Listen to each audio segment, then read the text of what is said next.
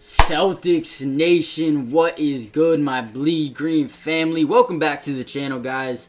A big win, man. Coming off a loss versus OKC. We all know that was a tough game. But we came out here back at home, coming in 16-0 in the TD Garden. And we went back to just playing good Celtic basketball. Moved the ball really well.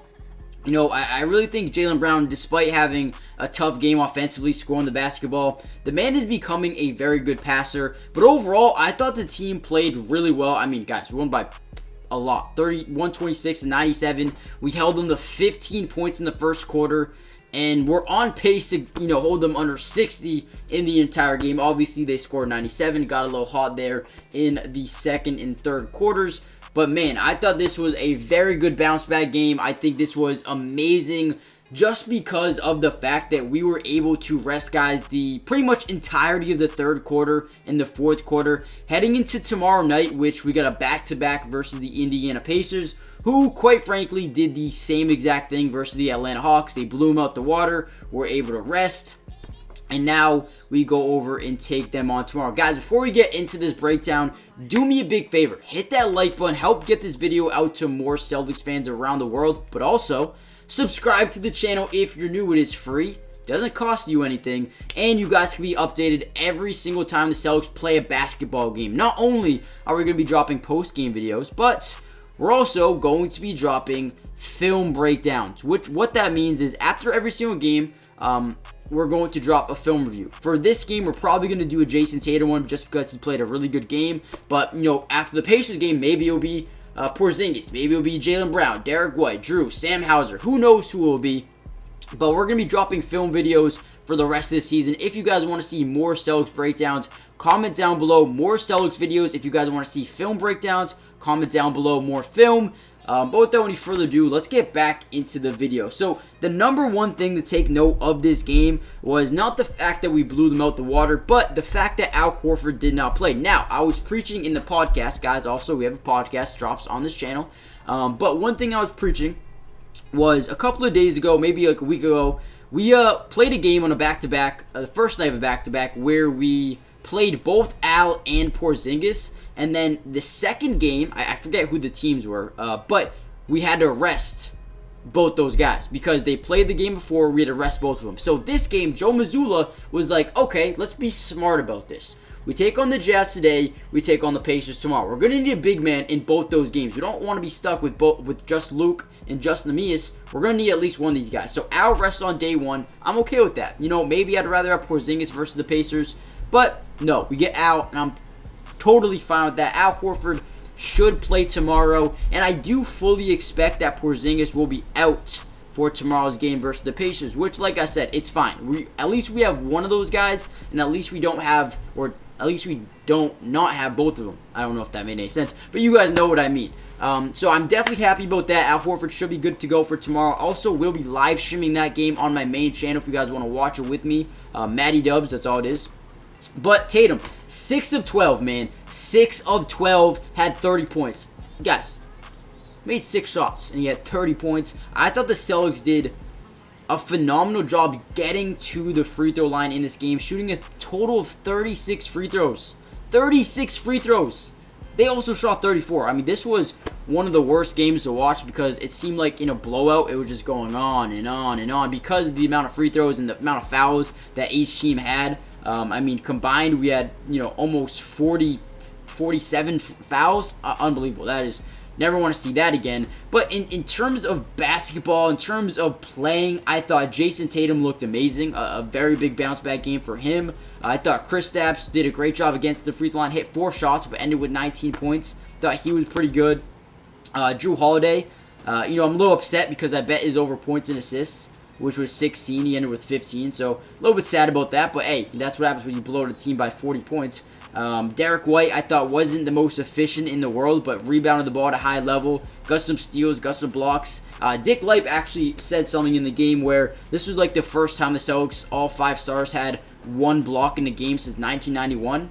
Crazy. Didn't really know that was a thing. And then Jaylen Brown didn't start the game so well shooting the basketball. I think he was like 3 of 10, ended 5 of 12, 13 points, 5 assists, 1 block, 1 steal. I think Jalen was okay. Got to limit those turnovers a little bit, but he is becoming a very good passer in the sense of he hasn't been in previous years. So I think he's developed in his playmaking ability. We're still looking for him to continue that breakout over the past like maybe 3 weeks. He's been on a tear, and then last game and this game he's been under the weather, not under the weather, but not as good as he's been before. Looking for him to bounce back here tomorrow versus the Indiana Pacers, who aren't the best against guards. They're a very fast-paced team, so I think tomorrow will be a game that we see a bunch of shots taken, and hopefully JB can come out on fire. I think this rest, only playing 27 minutes in this game, will help that. And then off the bench, we saw a lot of different things. Sam Hauser continuing to get better again, get out of this shooting slump that he's been in. Shot 3 of 7 from the three-point line, 5 of 10 from the field at 13 points, 5 rebounds. Was overall a plus 17 in the game, which was one of the best for our bench. Payne Pritchard did not shoot the ball well at all. He, struggled 1 of 7. Svi Mikhailuk struggled 1 of 7 from the field. But you know what? I thought it was a good game. What do you expect when you're up by so many points? I'm happy we were able to get in, get out 17-0 at home. I think the thing we really need to talk about is what we did in the second or the first and second quarter. 30-15, 41-25. That's what you want to see right there. Now again, third quarters we struggle, and although we got 36 points, we allowed 35. Okay, now I know we're not the best third quarter team, and that is something that needs to fix. I don't know how we fix it. I don't know what is wrong with the team, but going into the playoffs, and trust me, I know it's a long ways away, but when we're in the playoffs, we cannot blow leads in the third quarter. Those are when games are won and lost. You talk about going up by 20 at halftime and then blowing it. It's down to a 2-point lead going into the fourth. Yeah, that changes the momentum, the games, everything. Everything is changed. You need to be better in the third quarter. I would say the first quarter and the third quarter sets the entire tempo for the rest of the game. So third quarters, yes, they need to be better. Most importantly, offensively, I feel like that's where we struggled the most. Defensively, this game is where we struggled. But overall, I think they'll continue to get better as time goes on. We got to worry about the Indiana Pacers for tomorrow. Again, like we said, they're high-paced. They play at a very high level.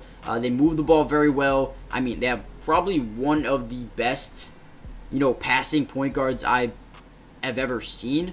Tyrese Halliburton has just been different, man. The man is averaging like 14 assists a game right now. I don't even understand how he's doing it, but he is. So we got to make sure we play the passing lanes. I think we have a really good defense, to do that.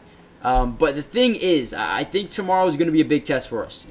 Missing Porzingis. I mean, let's go to this game script, by the way, real quick. So we play at 7 tomorrow. Like I said, I will be live for this game. We've already played them twice this year. The first game, we blew them out, right? And then the second game, they won 122-112. Now, something I want to look at really quickly with you guys. Let's see. We shot 29% from 3, okay? We need to shoot the ball well from beyond the arc. They shot almost 50% from 3. We need to guard the three-point line tomorrow. Miles Turner, Aaron Nesmith had a great game versus us. We need to guard the three-point line.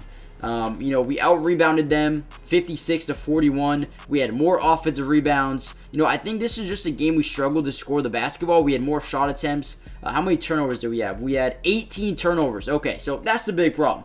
This is what we need to clean up. Not only do we need to shoot the ball a little bit better, but we need to limit these turnovers. If we have 18 turnovers tomorrow, we will lose. They play so fast that they're going to get so many points in transition. We don't need that in our lives at all. But I think this is a game we can win. We're 6-5 on the road. We need to fix that, man. We need to fix that. But let me know what you guys think in the comments down below. Give me your score predictions. What do you think this game will be tomorrow night? I mean, like I said, we blew them out one game, and then they beat us the next game. What do you think game 3 will be? And then we play them back-to-back. Play them again. So give me your predictions. Hit that like button. Subscribe if you're new. Join the family. And I'll see you guys in the next video. Peace.